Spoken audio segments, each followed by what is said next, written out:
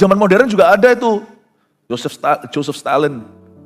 Itu semua koleganya satu-satu didor karena dia takut dikudeta. Orang sepowerful itu loh, diktator. Tapi takut dikhianati. Lebih baik sebelum lu khianati gua habisin lu. Kita kira-kira begitu. Solusikah itu? Ternyata waktu dia bunuh begitu banyak orang, kekhawatirannya tidak reda, tambah gila. Khawatir tidak bisa sembuh dengan cara kau dapatkan jawaban untuk kekhawatiranmu dengan caramu. Khawatir itu hanya bisa reda di kaki Yesus. Dan ketika kita taruh iman kepada Tuhan.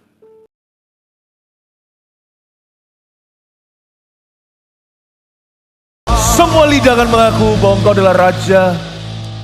Dan bagi kami Engkau adalah Bapa. Yehova Jireh, Yehova Rafa. Kau yang menyembuhkan hati umat-Mu dan sakit penyakit mereka. Kau juga yang memelihara kami. Segala kebutuhan kami Kau cukupi. Kaulah suami sorgawi yang tidak pernah ya Tuhan mengabaikan segala keperluan anak-anaknya. Makasih ya Yesus. Kami amat sangat mengasihi-Mu, kami berhutang budi selama-lamanya. Thank you Tuhan. Terus lanjutkan Tuhan kasih karunia-Mu dalam kehidupan kami masing-masing. Sampaikan sabda-Mu. Pecahkan roti sorgawi agar kami mengerti bahwa kami ya Tuhan pada wahyu tentang siapa diri-Mu. Sembunyikan hamba-Mu yang menjadi alat di tangan-Mu di balik salib. Tapi sebelum kami dengar firman, kami juga mau berdoa syafaat untuk korban banjir di Sumatera. Bapa, kami selipkan doa dari hati yang ibah, yang benar-benar berdiri antara Allah dan negeri kami. Ampunilah dosa bangsa ini. Biarkan tidak terjadi malapetaka ya Tuhan Yesus, susulan tidak ada bencana lagi di mana-mana di seluruh Nusantara, Sumatera sampai Papua.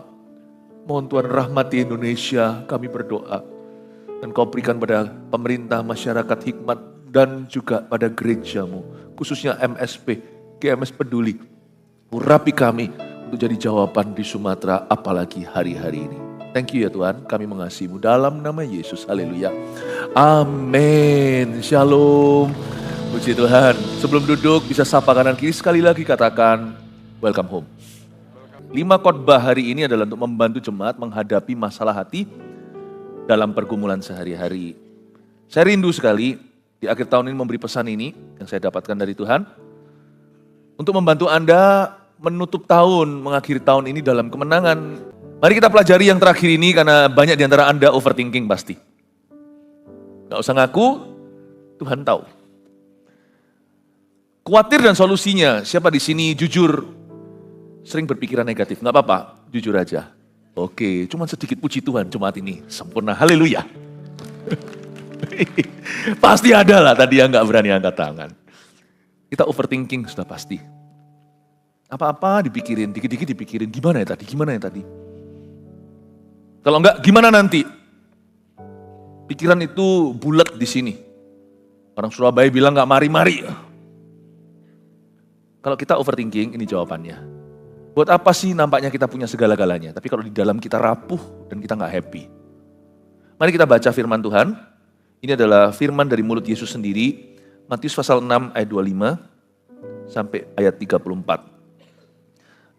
Hal kekhawatiran, karena itu aku berkata kepadamu, janganlah khawatir akan hidupmu, akan apa yang hendak kamu makan atau minum, dan janganlah khawatir pula akan tubuhmu, apa yang hendak kamu pakai.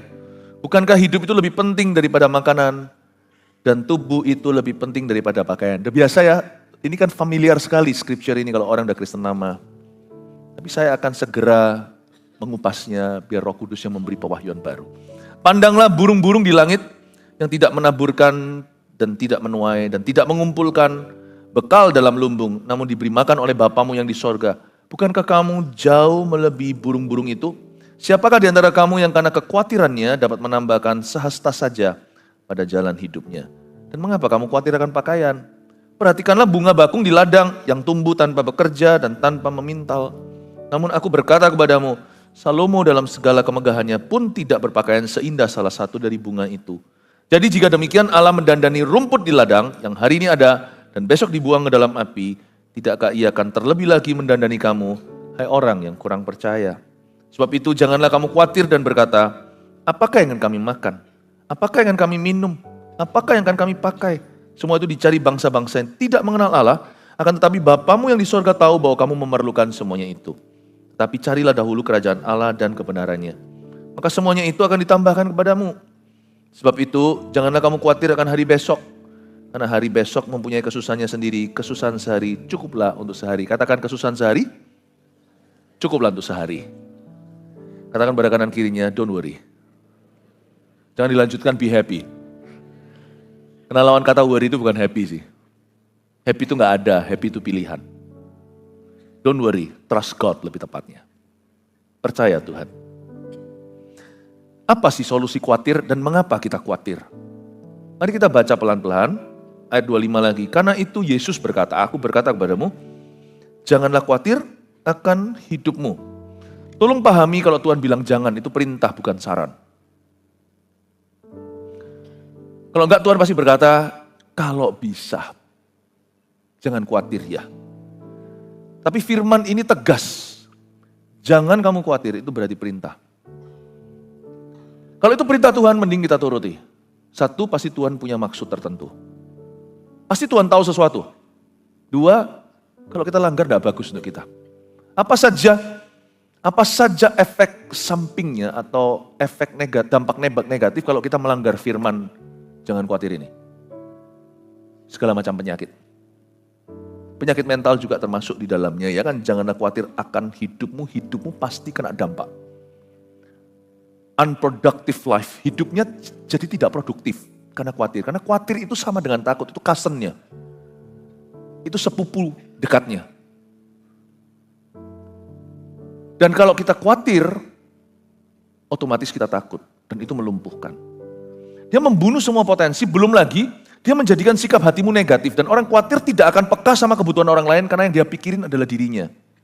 Dan pikiran akan dirinya itu tidak mari-mari atau tidak selesai-selesai, tidak rampung-rampung nih. How can you pay attention to the needs of others? Gimana kita bisa memperhatikan kebutuhan orang? Biasanya orang yang khawatiran, overthinking, lama-lama bukan hanya nggak peka, tapi bisa-bisa perlakuan dia kepada orang lain juga jadi nggak baik. Orang nggak peka itu kasar, agitated, mudah marah. Orang yang mikir dirinya sendiri itu akan merasa orang lain adalah beban. Jadi itu akan mempengaruhi hubunganmu. Ternyata khawatir itu simple, sederhana, tapi komplikasinya seperti sakit gula. Bisa kemana-mana. Dan itu ngantem hubungan, 100%. Sehingga orang yang khawatir menjadi nubuatan sendiri. Jadi seperti seolah-olah dia meruntuhkan dirinya. Dia bunuh diri pelan-pelan dari dalam. Karena apa yang dia khawatirkan, gimana nanti kalau aku tidak berhasil dalam pekerjaan, malah sungguhan tidak berhasil. Kenapa? Karena otomatis ngantem hubungan. Dan ia kan sungguhan, akhirnya sungguh-sungguh gagal. Worrying is a self-made prophecy. Orang yang worry itu sudah bernubuat terhadap dirinya sendiri. Yang kau takutkan justru malah cepat terjadi. Coba saya bedah. Sakit gula rohani. Kalau kita teruskan ini dan kita tidak tanggulangi di level akar, buahnya masam semua. Efeknya terlalu banyak. Tapi orang khawatir kan pasti punya alasan kan. Apapun alasannya, kalau Tuhan bilang jangan, berarti Tuhan tanggung jawab. Kalau tuh ada seorang wanita diberitahu sama seorang pria, kamu jangan nikah sama orang itu, aku tanggung kamu. Maka Boas menikahi Rut.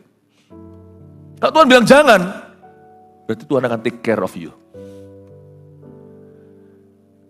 Jangan kamu khawatir.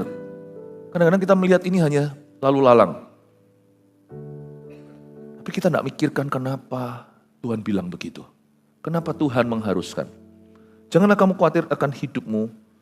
Akan apa yang hendak kamu makan atau minum. Tapi kan hari ini kita mau belajar tentang khawatir dan solusinya. Jadi saya nggak berhenti sampai mendefinisikannya. Saya akan memberi kepada jemaat solusi-solusi praktis yang saya dapatkan sebagai hikmat dari Tuhan Yesus. Janganlah khawatir akan hidupmu, Lalu nggak berhenti di situ, karena khawatir akan kehidupan itu kan luas. Nah, jebakan orang khawatir adalah memukul rata segala sesuatu. Tapi biasanya dia mulai dengan satu kekhawatiran, lalu lama-lama dia sudah tidak bisa menemukan lagi duduk masalahnya di mana. Dari khawatir satu hal, berubah menjadi orang yang khawatiran. Khawatir itu suatu aktivitas. Tapi kalau dibiarkan lama-lama jadi identitas. Pernah lihat gak orang yang khawatiran? Segala sesuatu dipikir lama-lama jadi patron dan akhirnya jadi lingkaran setan, akhirnya jadi penyakit mental. Padahal orangnya dulu gak gitu. Tapi ada satu kekhawatiran tertentu, dulu dia ingat itu. Lama-lama sudah blur, khawatir ini ditumpuk dengan itu, ditumpuk lagi, sudah gak tahu, gak kelihatan dasarnya. Akhirnya, ya begitulah dia jadi orang yang khawatiran di mana-mana. Apa-apa dia pikirkan. Jadi orang yang tidak tenang. Orang yang panikan. Orang yang tidak kenal dirinya, kalau lihat wajahnya sendiri di kaca atau di cermin itu dia nggak tahu itu siapa. Khawatir bisa buat kita gila. Tapi selalu dimulai dengan satu.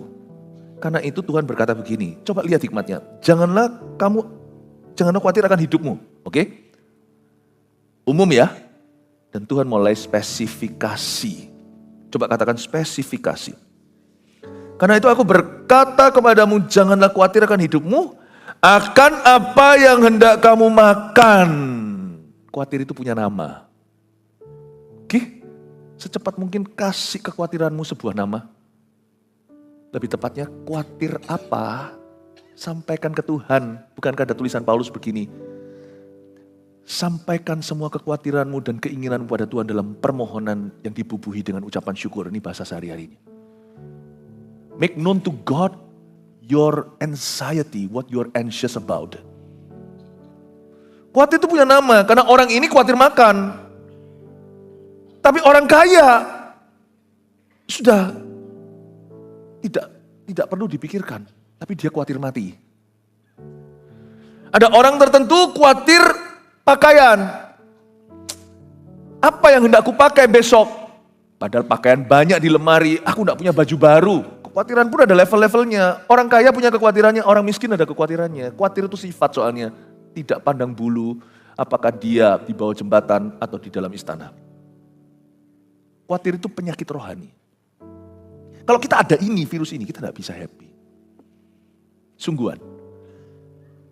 Dan kita selalu dikalahkan dengan keadaan.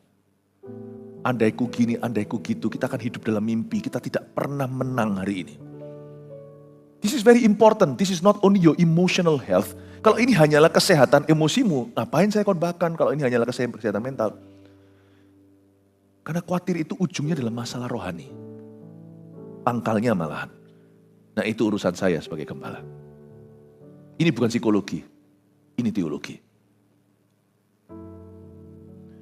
Jangan kamu khawatir akan hidupmu. Ada orang yang khawatir di level ini, baju baru. Ada orang yang tidak punya baju sama sekali. Jadi jangan pernah kita kira kalau orang punya segala-galanya seolah-olah dia punya segala sesuatu, dia pasti tidak hidup dalam kekhawatiran. Jangan salah. Bahkan di dalam sejarah ada raja seperti Herodes itu yang paranoid. Bukan lagi di level fobia, takut ini, takut tinggi. Tapi sudah di level parno. Kiri kanan dibunuhi, di zaman modern juga ada itu. Joseph Stalin. Itu semua koleganya satu-satu didor karena dia takut dikudeta. Orang sepowerful itu loh, diktator. Tapi takut dikhianati. Lebih baik sebelum lu khianati gua habisin lu. Kita kira-kira begitu. Solusikah itu? Ternyata waktu dia bunuh begitu banyak orang, kekhawatirannya tidak reda, tambah gila. Khawatir tidak bisa sembuh dengan cara kau dapatkan jawaban untuk kekhawatiranmu dengan caramu. Khawatir itu hanya bisa reda di kaki Yesus. Dan ketika kita taruh iman kepada Tuhan. Jangan khawatir akan hidupmu. Akan apa yang hendak kamu makan? Apa yang hendak kamu minum? Dan janganlah khawatir pula, ditambahi sama Tuhan, akan tubuhmu. Ada orang yang khawatir kesehatannya. Akan apa yang hendak Kamu pakai, kalau khawatir kesehatan lalu berujung olahraga, jaga makan, jaga gaya hidup, nggak apa-apa. Khawatir kesehatan bukan karena roh khawatir, tapi karena common sense, karena akal budi. Aku sudah umur sekian, udah mulai umur misalnya, umur tertentu bagi wanita, apalagi kalau ada sejarah dalam keluarganya, umur 50 mulai mereka mamografi, mulai mereka cek badannya. Itu bukan paranoid, itu akal sehat. Asal tidak menghantui dia, kalau aku gini gimana, kalau aku begitu pikirin nanti. Bagaimana dengan saya? Enggak. Tapi kalau kita membuat keputusan-keputusan yang baik dalam hidup kita. Karena concern, bukan worry dalam bahasa Inggrisnya. Karena kita itu concern, karena kita itu sadar. Pentingnya ini sekarang di usia tertentu. Ya, orang tua mulai cek kolesterolnya. Zaman dulu umur 10 masa ada anak kecil yang cek kolesterol setiap bulan. Karena kita tahu sekarang di usia tertentu kita butuh. Tolong bedakan ya. Tidak semua concern, tidak semua kesadaran itu kekhawatiran. Tapi kekhawatiran itu sudah menjadi obsesi. Padahal nggak ada apa-apa di situ, dicek berkali-kali. Padahal tidak ada bukti, tidak ada alasan untuk mikir ke sana. Tapi itu menjadi hantumu. Nah kalau itu sudah menjadi obsesi sehingga kita tidak bisa berdoa. Kita tidak bisa mikirkan orang lain. Kita tidak bisa set prioritas. Pikiran kita jadi nggak tertib. Dan mulai kita depresi. Saya rasa itu sudah spirit ya. Itu bukan lagi kesadaran. Dan Tuhan di sini He specifies worries into categories dalam bahasa Inggrisnya. Dia menspesifikasi kekhawatiran itu dalam kategori-kategori yang sangat-sangat mendarat dalam kehidupan manusia. Karena dia tahu tendensi atau kecenderungan hati orang itu adalah overthinking. Jadi kalau Anda overthinking, Anda jangan merasa tertuduh berlebih. Tanggulangi. Daripada kita mengalami tuduhan, persiapkan. Karena manusia memang punya kecenderungan atau condong untuk khawatir. Itu sudah pasti. Karena kita tinggal di dalam dunia yang tidak sempurna. Dunia yang dihuni oleh orang saling curiga, yang tidak mengasihi. Dan kita pun dengan Tuhan, kalau kita tidak bangun iman, Tuhan itu tidak kelihatan. Jadi otomatis itu jadi kebutuhan. Makanya tidak heran dalam pengajaran Yesus, awal mula loh ini. Yesus langsung pukul area ini. Ini pengajaran Tuhan tentang kekhawatiran. Panjang lebar Tuhan jabarkan. Karena Tuhan tahu kecondongan hati manusia. Manusia itu kerap kali panca indera dan hanyalah pikirannya duniawi atau lahiriah. Jadi kalau Anda overthinking, jangan merasa Anda sebagai orang paling gagal, paling buruk di dunia. You're just being human. Ya, saya ajak Anda untuk feel better dulu. Tidak perlu tertuduh. Kalau tertuduh sama setan malah Anda tidak berubah. You are just human. Manusia ya gitu. Tapi Tuhan punya solusinya. Ada jalan lain, ada jalan keluar. Daripada hidup dijajah dengan roh takut atau perasaan tidak aman. Tuhan ajari kita dari pengajarannya. Specify your worry. Categorize it. Tolong dibuat spesifikasi dan dikategorikan. Kekhawatiranmu yang paling besar itu apa? Kekhawatiran seseorang terbesar adalah aku tidak mau ditinggal mati sama pasangan, padahal pasangannya sehat. Ada rasa takut yang tidak berani diutarakan. Diam-diam kepikiran. Aku tidak bisa loh hidup tanpa suamiku. Jadi lama-lama lihat Tuhan tuh curiga kayak Tuhan tuh mau ngambil orang yang paling ku sayang. Kalau Tuhan memang mau ngambil, cara kita Tuhan cuma comot-comot gitu. Ngapain dikasih di pelaminan? Tuhan itu tidak di dalam bisnis untuk merusak hidupmu. Tapi aku tahu temanku gini-gini, ada berapa yang kayak gitu. Tapi kalau ada, jangan kau hakimi. Ada suatu misteri rencana Tuhan tersendiri, setiap orang tidak bisa compare dengan yang lain. Ada anugerah. Apakah khawatir kan membuatmu punya sehasta lebih di hidup ini? Ada orang itu yang punya khawatiran apa? Coba jujur, konfrontasi itu sebelum akhir tahun ini. Tuhan berkata, kamu mungkin khawatir tentang makan, ada orang khawatir tentang minum, ada orang khawatir tentang tubuhnya, ada orang khawatir tentang pakaiannya. Bukankah hidup itu lebih penting daripada makanan? dan tubuh itu lebih penting daripada pakaian. Coba lihat ayat yang ke-20, berapa itu? 26. Pandanglah burung-burung di langit. Wah, ada solusi lainnya. Saya tidak akan memberi Anda poin-poin seperti biasanya sebagai rangkuman. Anda harus tangkap sendiri ya, mentah-mentah khotbah ini. Dengarkan suara Yesus di balik suara saya. Ayat 26, ada solusi berikutnya. Pandanglah burung-burung di langit. Yang tidak menaburkan, tidak menuai, dan tidak mengumpulkan bekal dalam lumbung. Namun diberi makan oleh Bapamu yang di sorga. Bukankah kamu jauh melebihi burung-burung itu? Garis bawahi kata, pandanglah. Kalau kita memang sudah ada bakat khawatiran di area tertentu, tolong dibatasi sumber-sumber khawatir dari situ. Orang memang sudah paranoid di area tertentu, scrolling sosial media, lihatnya yang gitu-gitu. Tambah menjadi-jadi kekhawatirannya.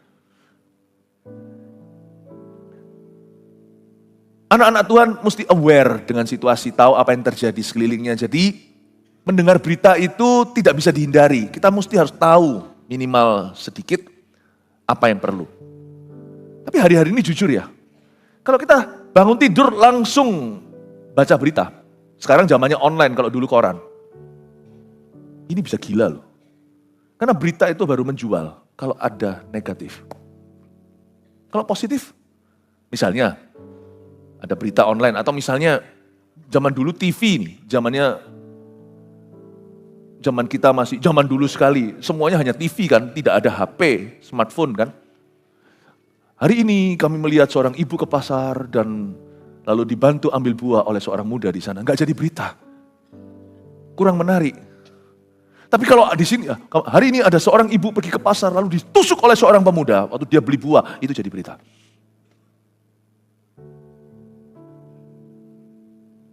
Kalau kita baca berita sekedar tapi kita tidak imbangi punya kehidupan firman. Bahaya. Bakat kita kuat di area tertentu, setan bisa ganggu dan setan bisa jahili kita. Terus feeding kita di situ. Sampai roh kita mati. Limit the sources of your worry. Tolong dibatasi, bukan hanya dari berita-berita, tapi juga dari cerita-cerita. Oh, tahu nggak Ci? Waduh, itu gosip.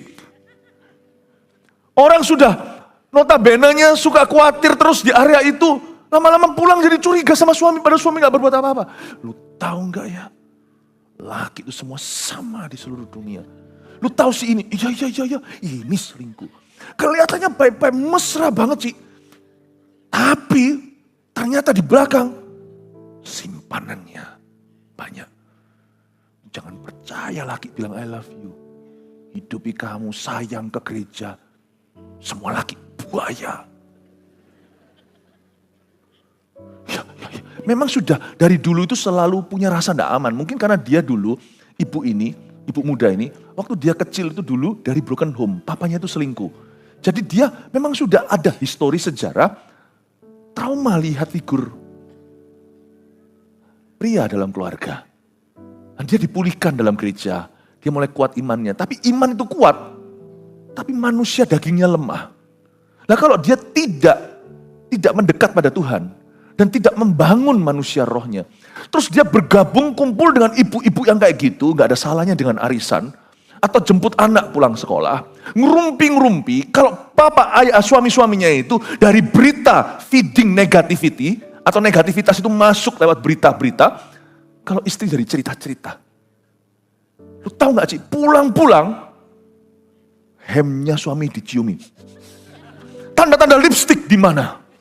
Padahal gak ada tanda-tanda, tidak ada gejala.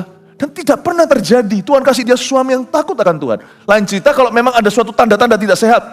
Suami malah mulai ke ujung sendiri, ke ujung ruang. Lalu istri datang, apa-apa. Kelihatan gerak-geriknya mulai gerusuh, mencurigakan.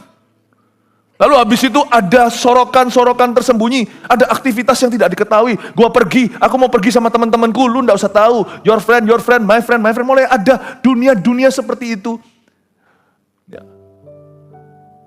Ada area sembunyi, handphone. Kalau setiap kali handphone ditaruh di situ pas mandi dia selalu liatin, worry. Nah itu kan justru jangan salahkan kalau dicurigai. Memang kau mencurigakan. Tapi kalau tidak ada apa-apa, tidak ada angin, tidak ada badai, akhirnya worry membuat suami itu tertolak tanpa alasan yang jelas. Jangan-jangan kau justru melemparkan dia ke wanita dengan cara begitu. Meskipun akhirnya tidak selingkuh, tapi laki-laki, dia kan merasa, worry itu justrulah pihak ketiga dalam rumah tangga. Bapak ibu saudara, pandanglah burung-burung. Tuhan berkata, kamu kalau pandang orang, kamu akan goyang. Pandang burung-burung. Tuhan suruh mereka alihkan pandangannya dari area kekhawatiran, suruh lihat kesaksian. Kamu pandang burung, burung di udara dia pelihara. Jangan kamu khawatir, bunga di padang dia hiasi. Jangan kamu khawatir, apa yang kau makan dilupakan. Jangan kamu khawatir. Lalu jangan pandang burung, bunga segala, pandang Bapa di sorga memelihara. Justru kalau kita khawatir di area itu, cari kesaksian-kesaksian Yesus di sana. Cari news, berita-berita yang menguatkanmu di situ, sekalipun kita perlu aware, perlu sadar apa yang terjadi, berita dalam dunia dan berita Nusantara. Dulu waktu saya kecil, pukul 9 selalu ada Dunia Dalam Berita, TVRI. Berapa anak-anak Gen Z di sini? What? Apa itu? Snack kah?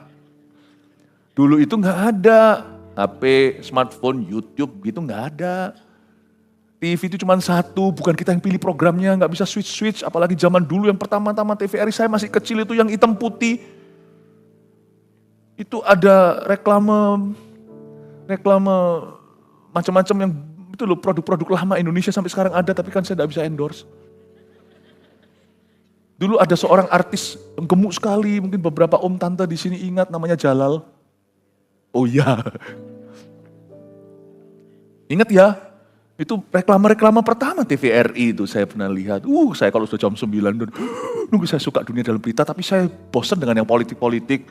Saya tunggu sampai terakhir yang bagian sport, bagian olahraga. Saya tidak pernah miss, saya selalu lihat itu Dunia Dalam Berita. Tapi zaman ini berita lebih kompleks sih. Gosip itu banyak. Yang gak jelas di forward. Jangan kau beri rohmu makan yang gitu-gituan. Yang up saja gak tentu reportingnya itu betul. Dan ingat lagi ya, berita itu makan dari negativitas. Jadi kita mesti harus gak bisa makan mentah-mentah. Satu-satunya makanan mentah yang bisa Anda lalap, sashimi, tidak perlu dimasak. Itu firman. Makan mentah-mentah, ngerti gak ngerti. Yang lainnya, tolong diseleksi. Masuk pun itu harus lewat berbagai macam saringan dalam hati dan jiwa kita. Ambil aja informasinya. Tapi hati-hati dengan opininya. Tapi kalau Anda memang khawatir di area tertentu, janganlah kasih makan melulu hal-hal itu. Itu bahaya, bukan hanya berita, cerita, dan hal-hal lain. Justru lawanlah dengan roh yang berlawanan. Pandanglah burung di udara. Tak tersembunyi kuasa Allah. Karena kita sakit mungkin, atau seseorang yang kita cintai. Tapi kita cari kesaksian itu di mana lagi? Bukan di dugem, tapi di dalam gereja. Kalau lain ditolong, Eke juga, saya juga. Tangannya terbuka. Menunggulah, tak tersembunyi kuasa Allah. Aku khawatir di area ini, tapi aku akan cari kesaksian yang mirip sama aku. Tapi orang-orang yang sembuh, orang-orang dibebaskan sama Tuhan. Tak tersembunyi kuasa Allah. Tahu kita orang lain ditolong, karena kita cari informasi itu. Kalau lain ditolong, saya cari testimonial. Saya juga. Bangun imanmu, pakai roh yang berlawanan. Tangannya terbuka. Itu kan memandang Tuhan. Tuhan tidak pilih kasih, pandang bulu. Menunggulah, tak tersembunyi kuasa Allah. I believe in miracles. I've seen the soul set free. Miraculous, the change in one, redeemed through Calvary. Nanti saya akan terjemahkan dalam bahasa Ibrani. Indonesia maksudnya. I've seen the lily push its way up through the stubborn sod. I believe in miracles, for I believe in God. Bukan hanya saya percaya mujizat di area itu, mungkin mujizat persediaan Allah, mujizat kesembuhan, kemenangan, atau pembebasan. Tapi aku sudah melihat orang lain ngalami. Dan aku dengar itu, imanku timbul dari pendengaran. Ku percaya mujizat. Nyanyi sama saya kalau bisa. Kulihat, ini dia, yang telah bebas. Sungguh ajaib diubahkan, yang ditebus Tuhan. Itu berarti lihat orang lain. Kulihat bakung yang berkembang. Itu bicara tentang teman atau tetangganya yang ngalami dulu. Di padang yang gersang. Kerjaan orang itu dibantu Tuhan. Maka aku percaya mujizat. Sebab percaya Tuhan. Saya kasih bonus tracknya yang Chinese. 我相信会有生机，使人得着释放，何等奇妙，生命改变，救恩在各个他。Setiap bahasa itu ada uniknya. Yang bahasa Chinese ada tulisan, ada kata-kata, ada hidup yang diubahkan di depan mata aku lihat. Terus, 像野地的百合花，lupa 在艰难中绽放，我相信会有生机，我相信全能神。谢谢。Bahasa Koreanya? Mau? Cukup.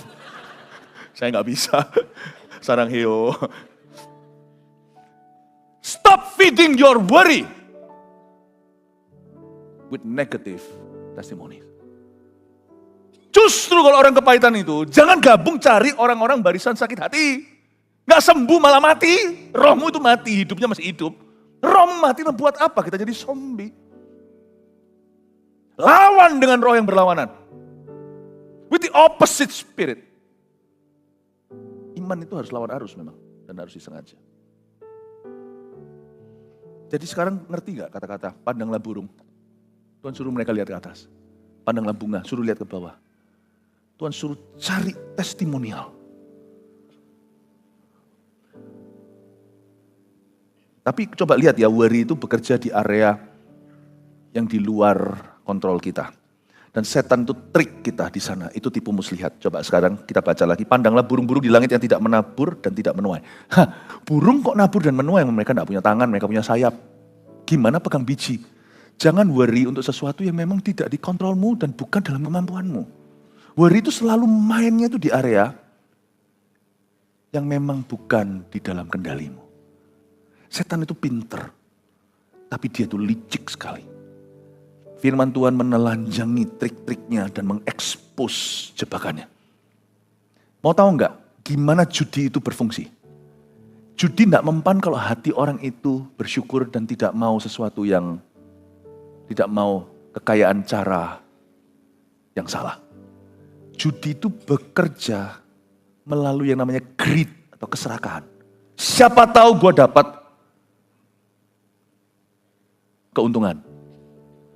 Aku mau coba keberuntunganku. Nah, worry bekerja di area sesuatu yang bukan di luar kendali, sesuatu yang di luar kendalimu. Karena setan tahu kalau dia bisa membuat rohmu penasaran di situ, dia bisa tangkap dirimu. Makanya itu Tuhan bilang gini, pandanglah burung, dia tidak menabur, tidak menuai, tidak mengumpulkan bekal dalam lumbung. Burung tidak bisa nabur. Makanya dia enggak worry, aku pelihara dia. Coba lihat lagi ya. Dan mengapa kamu khawatir akan pakaian? Ayat 28, perhatikanlah bunga bakung di ladang yang tumbuh tanpa bekerja dan tanpa memintal. Bunga enggak bisa mintal memang. Jadi begini, di area yang merupakan kapasitasmu, area yang merupakan kemampuanmu dan tanggung jawabmu, stop daydreaming, jangan mimpi di tengah-tengah hari bolong. Jangan di siang bolong bermimpi. Kerja, enggak usah mikir. Lakukan yang terbaik. Percaya Tuhan. Tapi di area yang di luar kemampuanmu, prediksimu, perencanaanmu, itu jangan sama sekali kau khawatirkan. Belajar untuk percaya, dan percaya di sini yang saya maksudkan adalah belajar berserah. Belajar cuek sama hal-hal itu, belajar tertawa. Kalau ada orang tanya, kamu enggak takut tah? Dunia berkata gini. Gitu. Terserah Tuhan. Nyantai aja. Nggak usah dilawan. Setan itu nggak usah diajak dialog, nggak usah diajak berdebat. Worry itu dari setan. Meskipun seolah-olah terbesit di pikiranmu. Jadi kita kira itu pikiran kita. Kita cuma bilang aja, itu terserah Tuhan. Tugasku ini. Tugasku jaga kesehatan. Tugasku check up misalnya. Mati hidup sampai usia berapa? Mana saya tahu. Tertawa aja, itu terserah Tuhan. Tuhan kalau masih merasa aku perlu, aku di sini. Kalau enggak, santai aja. Worry susah untuk berkembang di hati yang santai dalam iman. Gak usah diperangi. Gak usah ditenggingi. Karena gak mempan. Suatu hari saya ada di mall mana, saya didatangi sama satu orang yang mau ramal saya. Tapi dia bukan orang Indonesia. Dia berkata, kalau dia tahu ya saya bisa ngomong bahasa itu. Dia langsung ngomong sama saya. Saya melihat Anda itu, saya bisa ramal Anda. Coba lihat tangannya. Saya tahu Anda bisa kaya raya. Atau saya bisa apa? Beruntung atau apa? Nggak mempan, nggak tertarik.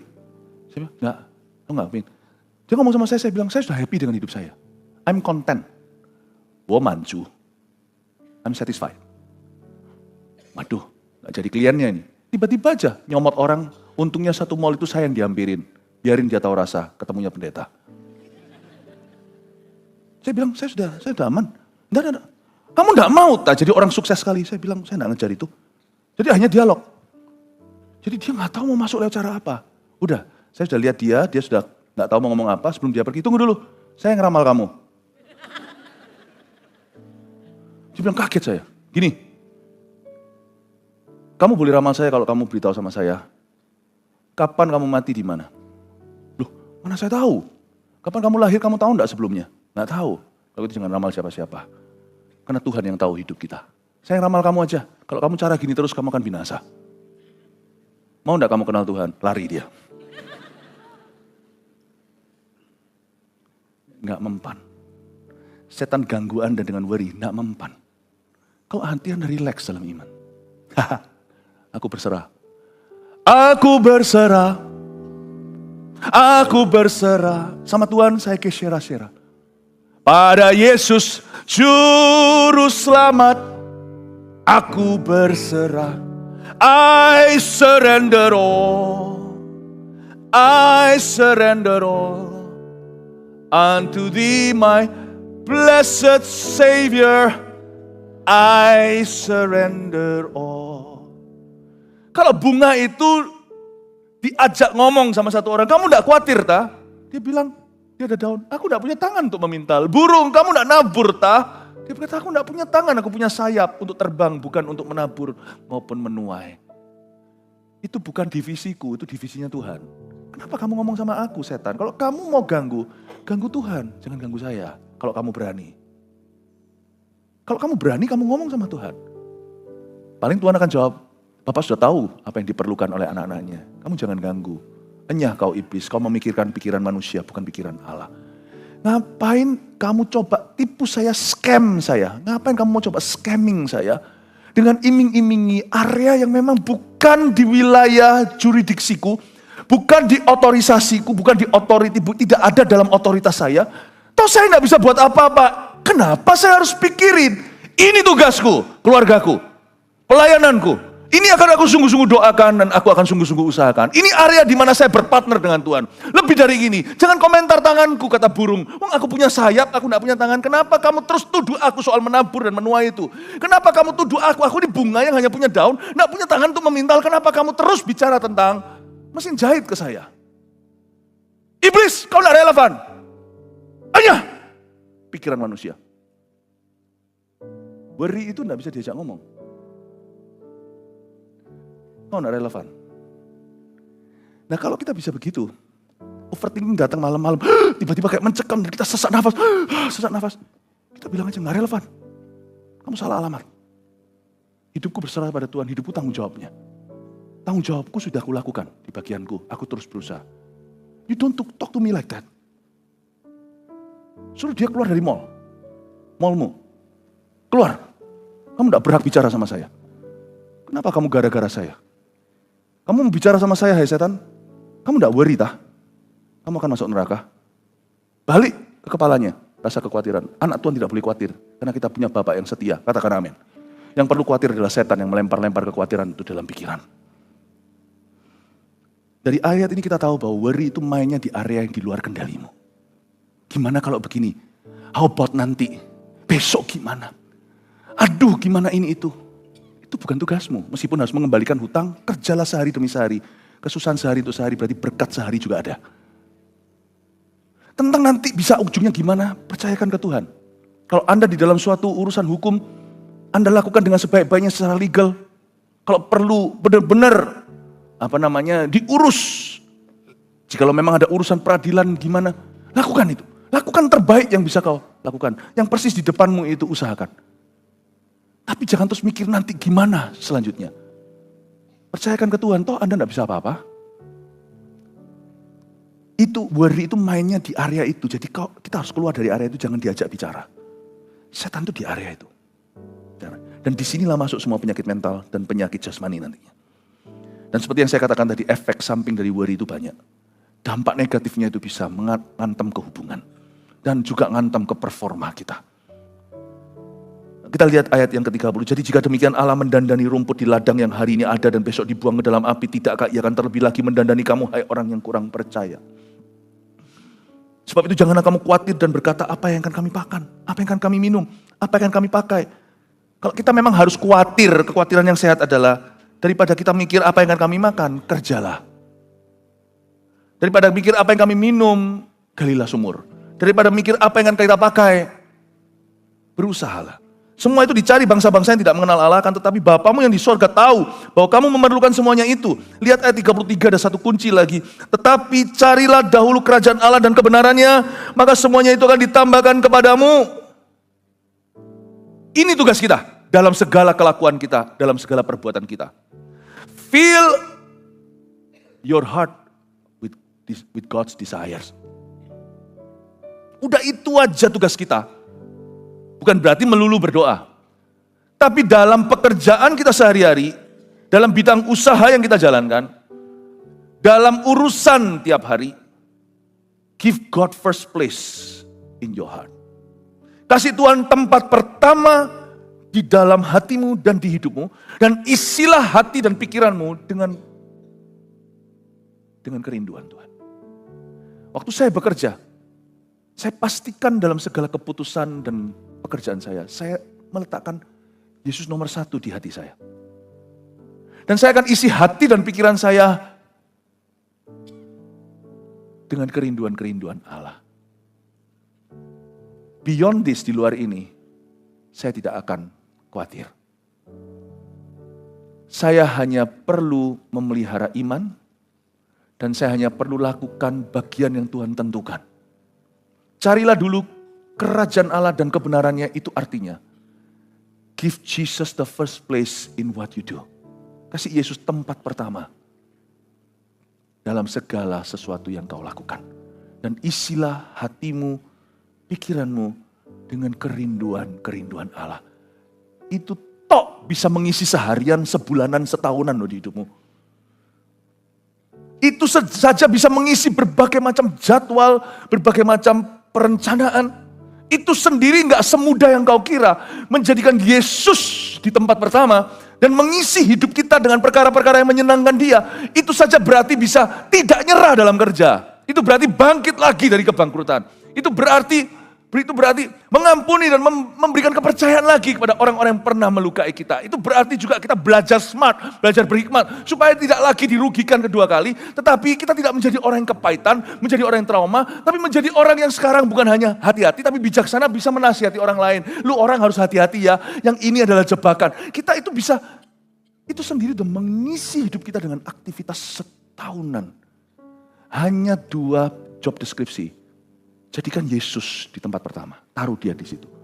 Isi hidupmu dengan perkara-perkara yang menyenangkan Tuhan. Itu berarti satu tahun yang penuh dengan aktivitas so busy in the Lord, sangat sibuk di dalam Tuhan. Saya tidak mau worry di luar hubungan saya dengan Tuhan. Saya tidak mau worry, saya tidak mau khawatir. Soalnya saya ini punya kecenderungan, saya ini orang yang mikir soalnya. Nah harusnya kalau saya ngajar gini kan juga, Anda tahu bahwa saya orangnya, kalau mikir sesuatu saya dalemi. Dan orang kayak gini juga bahaya, apa-apa dipikirkan. Tapi saya membuat keputusan yang sangat jelas di depan, kontrak saya dengan Tuhan. Apart from my relationship with you, I think of nothing. Di luar hubunganku dengan Tuhan, hubungan dengan Tuhan itu bukan berdoa doang atau melulu hanya sembahyang. Itu dalam segala sesuatu yang kukerjakan, ku taruh Kau di tempat pertama. Dan aku akan isi hidupku dengan perkara-perkara guna. Lepas dari itu, it's none of my business, Satan don't talk to me. Jangan bicara ke aku, setan. Dan kalau pikiran saya sendiri yang bicara, saya tidak tahu kapan setan, kapan pikiran. Karena pikiran setan itu mirip dengan pikiran manusia. Makanya Yesus berkata, "Nyahlah kau iblis, engkau memikirkan yang dipikirkan orang." Bukan engkau memikirkan yang dipikirkan Lucifer. Dia berkata pada Lucifer, engkau pikirkan yang dipikirkan manusia. Jadi pikiran kita itu mirip setan kalau kita biarkan.